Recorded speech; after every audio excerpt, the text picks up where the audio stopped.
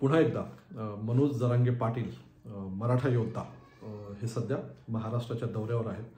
त्यांचं सेकंड टर्मचं उपोषण संपलं। त्याच्यानंतर ते काही दिवस हॉस्पिटलमध्ये राहिले आणि त्याच्यानंतर परत एकदा ते महाराष्ट्राच्या दौऱ्यावर आहेत। ठिकठिकाणी त्यांचं अभूतपूर्व स्वागत होत आहे, अभूतपूर्व। त्यांच्या गाड्यांचा प्रचंड मोठा ताफा आहे।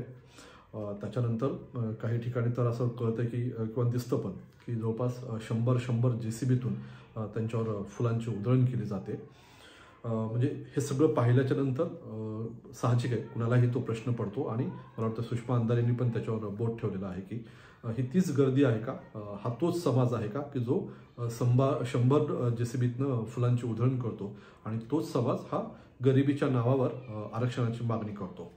तर त्याच्यामुळं चर्चा तर बऱ्याच वेगवेगळ्या अंगानं सध्या रंगलेली आहे। तुम्ही TV सुरू केला तिथंही जरांगे पाटील दिसतात। तुम्ही व्हॉट्सअप ओपन करा, कुठल्याही ग्रुपमध्ये गेलात तरी तिथं जरांगे पाटलांच्या एखाद्या भाषणाची लिंक सापडते, एखादा बाईट सापडतो किंवा त्याच्यावर कुठली तरी चर्चा सुरू असते। तुम्ही फेसबुकला आलात तर तिथं सुद्धा मराठा संघटना, मराठा नेते किंवा जरांगे पाटलांचंच तिथं कुठलं तरी मटेरियल तुमच्या हाताला लागतं। त्याच्यामुळे सध्याच्या स्थितीमध्ये जळी स्थळी काष्टी पाषाणी सगळीकडं तुम्ही कुठेही गेलात तरी तुम्हाला जरांगे पाटलांचा चेहरा किंवा जरांगे पाटलांच्या संदर्भात असलेलं एखादं मटेरियल तुम्हाला दिसतं। ह्या सगळ्या प्रोसेसमध्ये माझी ज्यांच्याशी थोडीशी चर्चा झाली तर त्याच्यातला 1-2 प्रश्न त्यांचे मी कदाचित TV मध्ये काम करतो खूप वर्षापासून, त्याच्यामुळं त्यांच्या मनात काही प्रश्न होती आणि ती 2-3 प्रश्न त्यांच्याकडची अशी होती की जरांगे पाटलांचं कव्हरेज, जरांगे पाटलांना जे काही माध्यमं विशेषतः TV माध्यमं जो काही कव्हरेज देत आहेत, त्यांना ज्या प्रमाणात ते दाखवत आहेत, तर याच्या पाठीमागं माध्यमं पैसे घेत आहेत का किंवा पैसे घेऊन माध्यमं जरांगे पाटलांना प्रसिद्धी देत आहेत का, हा एक बऱ्याच चर्चेत असलेला हा एक प्रश्न आहे आणि तो कॉमन लोकांना तो पडलेला प्रश्न आहे की ज्या पद्धतीने ते दिसत आहेत TV वर वगैरे सगळीकडं त्याच्यावरनं पडलेला हा प्रश्न आहे। त्याच्यातला जो दुसरा प्रश्न आहे तो प्रश्न सुद्धा तेवढाच महत्त्वाचा आहे आणि तो प्रश्न त्याचीही चर्चा बऱ्यापैकी आहे। त्याच्यावर खुद्द छगन भुजबळांनी पण बोट ठेवलेलं होतं की जरांगे पाटलांच्या सभांना, ह्या ताफ्याला, त्यांच्या एवढ्या सगळ्या ठिकठिकाणी सभा होत आहेत तर त्याला फायनान्स कोण करत आहे, म्हणजे पैसा कोण पुरवत आहे। तर ह्या 2 मुद्द्यांची चर्चा बऱ्यापैकी आहे आणि याच्यातली जी तिसरा मुद्दा जो आहे आणि तिसरी जी चर्चा आहे ती हीच आहे की जरांगे पाटलांचं पुढचं आंदोलन किंवा त्यांच्या पुढच्या सभांना प्रतिसाद कसा मिळेल। ह्या तिन्ही मुद्द्यांची चर्चा बऱ्यापैकी महाराष्ट्रात आहे आणि या व्हिडिओमध्ये मी स्वतःही हे तिन्ही मुद्दे कव्हर करण्याचा प्रयत्न करणार आहे। त्यातला पहिला आणि सगळ्यात महत्त्वाचा मुद्दा, माध्यमं पैसे घेऊन मनोज जरांगे पाटलांना कव्हरेज देत आहेत का, त्यांना प्रसिद्धी देत आहेत का। एका वाक्यात उत्तर त्याचं द्यायचं असेल तर नाही। ह्या प्रश्नाचं उत्तर नाही असं आहे। याची आता मला जाणीव आहे की मी काही 10 चॅनलच्या संपादकांच्या वतीनं मी हे नाही सांगू शकत, पण मला जेवढा त्याच्यातली माहिती आहे, माझा जेवढा त्याच्यातला अनुभव आहे त्याच्यानुसार दिसतं असं की मनोज जरांगे पाटलांना कुठलंही चॅनल हे पैसे देऊन प्रसिद्धी देत नाहीये। त्याचं कारण असं आहे की सध्याची मनोज जरांगे पाटलांची माध्यमांची गरज कमी आहे। म्हणजे मनोज जरांगे पाटलांना माध्यमांची तशी आता गरज नाही आहे। ती सुरुवातीच्या टप्प्यामध्ये होती, कुठं ज्यावेळेस ते आंदोलन, म्हणजे ज्यावेळेस ते आंदोलन कुणीही कव्हर करत नव्हतं। उदाहरणामध्ये लाठीमार होण्याच्या आधी कदाचित मनोज जरांगे पाटलांना एखाद्या TV चॅनलची, एखाद्या वर्तमानपत्राची, एखाद्या डिजिटल पोर्टलची, ह्या सगळ्यांची गरज होती। पण जसाही लाठीमार झाला आणि त्याच्यानंतर जे काही TV वर दिसायला लागलं, मला नाही वाटत की त्याच्यानंतर जरांगे पाटलांना कुठल्याही TV चॅनलची तशी गरज राहिली। त्याच्यामुळे आजच्या घडीला सुद्धा, आजच्या स्थितीत तरी जरांगे पाटलांना प्रसिद्धी, पैसे घेऊन प्रसिद्धी द्यावी अशी स्थिती नाही। उलट माध्यमांची, उलट TV चॅनल्सची जरांगे पाटील हे त्यांची ती गरज आहे, माध्यमांची ती गरज आहे। तुम्हाला याच्यातलं अगदी साधं सोपं गणित सांगतो। माध्यमांची का गरज आहे तर मग जरांगे पाटलांना एवढी प्रसिद्धी का दिली जाते, तर सिंपल आहे। जरांगे पाटील हे TVचं मटेरियल आहे। त्याच्यातलं त्यांचं जे काही दिसतं माध्यमांना, दर काही दिवसाच्या नंतर, काही काळाच्या नंतर माध्यमांना एक हिरो लागत असतो, माध्यमांना काही विलन लागत असतात आणि त्याचं जे पूर्ण कव्हरेज असतं आपल्याकडचे जे टीव्ही चॅनल्स आहेत हे टीव्ही चॅनल्स हे व्यक्तिसापेक्ष आहेत म्हणजे व्यक्तींना धरून सगळं कव्हरेज केलं जातं. जरांगे पाटील हे टीव्हीचं एक चांगलं मटेरियल आहे. त्याचं कारण एक तर ते ज्या पद्धतीने दिसतात, त्यांची जी पर्सनॅलिटी आहे ते टिपिकल मध्यमवर्गीय लोकांना, त्यातल्या त्यात ग्रामीण भागाला अपील करणारे आहे. ते ज्या पद्धतीने बोलतात त्याच्यामध्ये एक वकूब आहे. त्यांच्या बोलण्यामध्ये एक अधिकार पण असतो आणि एक काळजी पण असते. त्यातही सगळ्यात महत्त्वाचा जो मुद्दा ठरलाय तो हाच की जरांगे पाटलांनी कुठलीही चर्चा ही बंद दाराआड केलेली नाही. जी काही चर्चा आहे ती ओपन त्या व्यासपीठावर केलेली आहे. त्याच्यामुळं जरांगे पाटील मॅनेज होतात, सरकारसोबत मॅनेज होतात किंवा आणखी इतर कोणासोबत मॅनेज होतात हे दिसत नाही. आणि ही लोकांना सर्वाधिक भावलेली गोष्ट आहे, ती सर्वाधिक अपील होणारी गोष्ट आहे. आणि ती जी काही चर्चा चाललेली आहे ती लाईव्ह दाखवली गेली पाहिजे आणि ती महाराष्ट्रानं ऐकली गेली पाहिजे. ते खूप चांगलं मोठं कंटेंट आहे, ते टीव्हीसाठीही कंटेंट आहे. ज्यावेळेस ही सगळी चर्चा सुरू होती त्यावेळेस तुम्ही जर कुठल्याही न्यूज चॅनल्सचं जर लाईव्ह स्ट्रीमिंग पाहत असाल तर त्यावेळेस तिथं पाहणाऱ्यांची संख्या हजारोमध्ये होती, हजारोमध्ये. आणि हे सहज घडत नाही. ज्यावेळेस एखादी गोष्ट लोक पाहतायत असं दिसतं, लोकांचा त्याच्यामध्ये रुची आहे असं दिसतं, त्यावेळेस न्यूज चॅनलच्या म्हणजे एखाद्या संपादकाची इच्छा नसेल किंवा एखाद्या मालकाची जरी इच्छा नसेल तरी सुद्धा पब्लिकचा रेटा, व्ह्युअरशिपचा रेटा एवढा जास्त असतो की त्याच्यामध्ये त्यांना कव्हरेज देणं हे भाग असतं.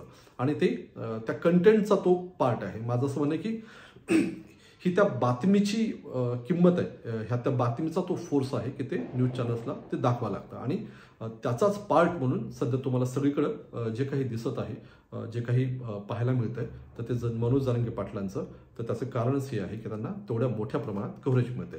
त्याच्यामुळं हा प्रश्न थोडासा निकालात निघायला पाहिजे की मनोज जरांगे पाटलांना जे काही प्रसिद्धी मिळते ते ती पैसे देऊन मिळते, तर हे तसं दिसत तर नाही आहे.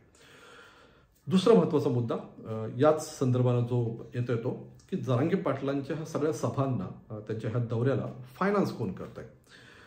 खुद्द छगन भुजबळांनी याच्यावर बोट ठेवलेलं आहे.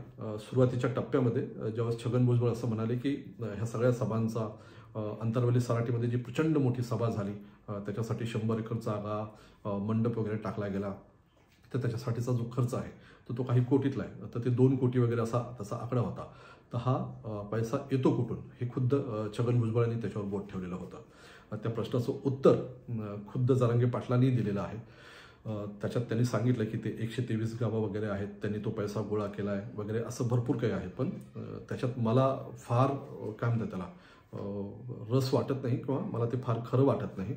गावांनी जरी पैसा दिलेला असला तरी कुठलंही गाव हे एकदा पैसा देऊ शकतं, ते परत त्याचा पैशाचा सोर्स ते उभा नाही करू शकत. सुरुवातीला कदाचित काही पैसा त्यांनी दिलेला नसेल असं नाही, पण हे सगळं करण्याच्या पाठीमागं एक कुठला तरी ग्रुप आहे, कुठला तरी गट निश्चित आहे की जो हे सगळं आर्थिक भाग तो सांभाळतोय. आणि माझं असं म्हणणं आहे की तुम्ही कुठलंही आंदोलन जेव्हा होतं, म्हणजे अगदी महात्मा गांधींचे जे आंदोलन झाले त्या आंदोलनाला सुद्धा या देशातले तत्कालीन जे उद्योगपतींची घरं होती, मोठमोठी घरं होती, बिर्ला वगैरे अशी जी घरं होती, ते फायनान्स करायचे, त्याची सगळी व्यवस्था ते थोडीशी बघायचे. तर आत्तासुद्धा जरांगे पाटलांच्या सगळ्या आंदोलनाला, त्यांच्या सगळ्या सभांना वगैरे फायनान्स करणारा, पैसे उभा करणारा कुठला तरी ग्रुप असण्याची शक्यता आहे, नाकारता येत नाही. मधल्या काळामध्ये महाराष्ट्रातल्या शक्यतो मराठवाड्यातल्या एका ग्रुपची चर्चा होती की हा उद्योगपती जो आहे किंवा फार मोठा उद्योगपती तर नाही आहेत ते, पण जो छोटासा उद्योगपती आहे तो हे सगळं फायनान्स करतोय, याची बऱ्यापैकी चर्चा होती. त्याचं कारण दुसरं हेही झालं की त्या ग्रुपवर त्यानंतर काही दिवसाच्या नंतर ईडीनं धाडही टाकली आणि जरांगे पाटलांना फायनान्स केलं म्हणून त्यांच्यावर ईडीची धाड पडली अशीही चर्चा झाली. पण त्याच ग्रुपच्या मालकांनी नंतर सगळं भाजपामध्ये प्रवेश केला. त्याच्यामुळं त्याला सुद्धा त्याचीही चर्चा बऱ्यापैकी झाली की त्याच्या पाठीमागं कुठला तरी एक गट आहे, कुठला तरी एक ग्रुप आहे की जो हे सगळं पैशाचं व्यवहार किंवा पैशाचं जे काही गोष्ट आहे, जरांगे पाटलांचं जे अर्थकारण आहे ते सांभाळत आहेत. त्याच्यामुळं हा दुसरा पार्ट झाला. पण माझं असं याच्यातलं म्हणणं सिंपल आहे की तुम्ही तुमच्या गावामध्ये जरांगे पाटील आल्याच्या नंतर त्यांचं स्वागत जे लोक करतायत, ज्या JCB दिसत आहेत, जे ताफे त्या गाड्यामध्ये आहेत, त्या गाड्यातली माणसं बघा, त्या JCB बघा, ते कोण आहेत, एवढं जरी तुम्ही कॅल्क्युलेशन केलं तरी तुम्हाला ह्या प्रश्नाचं उत्तर मिळून जाईल की जरांगे पाटलांच्या पाठीमागं पैसा कोण लावतंय किंवा ह्या सगळ्या आंदोलनाला कुणाचं फायनान्स आहे, ह्या प्रश्नाचं उत्तरही तुम्हाला मिळून जाईल. याच्यातला तिसरा मुद्दा, आणि तो जास्त महत्त्वाचा आहे, की जरांगे पाटलांचं पुढं काय होणार. माझ्या दृष्टीनं 2 उपोषण झालेले आहेत जरांगे पाटलांचे, आणि त्यांनी पहिला उपोषण संपलं, महाराष्ट्राचा दौरा केला. दुसरं उपोषण संपलं, महाराष्ट्राचा आता त्यांनी परत दौरा केला. त्यांनी जी डेडलाईन दिलेली आहे ती डेडलाईन कदाचित आता संपायला जवळ येते. त्यांनी आता महाराष्ट्राचा दौरा करतायत, त्याचं कारण कदाचित एवढंच आहे की सरकारवर दबाव कायम राहावा. पण मला असं वाटतं की ही स्ट्रॅटेजी तशी थोडीशी चुकीची ठरली, कारण जरांगे पाटलांनी त्यांचे कार्यकर्ते, त्यांचे सहकारी, तो जो काही समाज त्यांना उत्स्फूर्तपणे त्यांच्यासोबत येताना दिसतोय, तो जरा थकताना दिसतोय. या देशामध्ये तुम्ही जर थोडासा इतिहास पाहिला तर असं सांगितलं जातं की महात्मा गांधी आणि त्याच्यानंतर शेतकरी संघटनेचे शरद जोशी अशी 2 नेते होऊन गेले, ज्यांना आंदोलन कधी सुरू करावं आणि ते कधी पाठीमागं घ्यावं याचं अभूतपूर्व ज्ञान होतं त्यांना. त्याच्यावरची एक हुकूमत होती, त्यांना ते खूप लवकर कळायचं. जरांगे पाटलांच्या बाबतीत मला थोडंसं असं दिसतं की त्यांना थोडीशी जाणीव नाही. त्यांना अजूनही असं वाटतं की आपण असंच आंदोलन केलं तर त्यांचं सरकारवरचं प्रेशर राहील आणि ज्या पद्धतीने त्यांनी आत्ताचा माहोल तयार केलेला आहे तो त्याच्यासाठी फायदेशीर होईल. पण ॲक्च्युअल जर खरोखर तिसऱ्यांदा जरांगे पाटलांना जर उपोषणाला बसायची वेळ आली तर त्यावेळेस मात्र त्यांना जो सपोर्ट मिळणं अपेक्षित आहे किंवा असायला हवा तो तेवढाच मिळेल का नाही याच्याबद्दल माझ्या मनामध्ये आत्ता मात्र साशंकता आहे. त्याची मी आत्ता जे कारण सांगितलं तेही आहे, कारण आंदोलन सुरू करणं आणि त्याच्यापेक्षाही आंदोलन कधी मागं घ्यायचं याचं एक प्रचंड मोठं शहाणपण लागतं, आणि ती गोष्ट खूप इंटेलिजंटली घ्यायची गोष्ट आहे, हेही सगळ्यात महत्त्वाचं आहे. आणि मला ते थोडंसं मनोज जरांगे पाटलांच्या बाबतीत मला जरा थोडीशी साशंकता आहे. त्याच्यामुळं तुम्ही आत्ताही त्यांचं जे आंदोलन त्यांनी पाठीमागे घेतलं तर ते जे शेवटच्या पॉईंटला आलेले होते तर सरकार त्याच्याकडे हळूहळू दुर्लक्ष करायला सुरुवात करत होतं, आणि ते खूप घायकुतीला आलेले स्वतः दिसत होते जरांगे पाटील. तर त्याच्यामुळं जर तिसऱ्यांदा आंदोलन झालं तर पहिलं आंदोलन झालं, उपोषण झालं त्यावेळेसची सामाजिक स्थिती महाराष्ट्रातली, दुसऱ्यांदा आंदोलन झालं त्यावेळेसची स्थिती, आणि दुसरं उपोषण आणि आत्ता होऊ घातलेलं तिसरं उपोषण, याच्यामध्ये जरांगे पाटील आणि भुजबळ ह्या दोघांनी एकमेकांच्या विरोधामध्ये बोलून महाराष्ट्राची सामाजिक वीण जी ढवळून काढलेली आहे ती उसवलेली आहे. ओबीसी विरुद्ध मराठा हा संघर्ष आज महाराष्ट्रामध्ये वास्तवमध्ये आहे, त्याला नाकारण्याचं काहीही कारण नाही.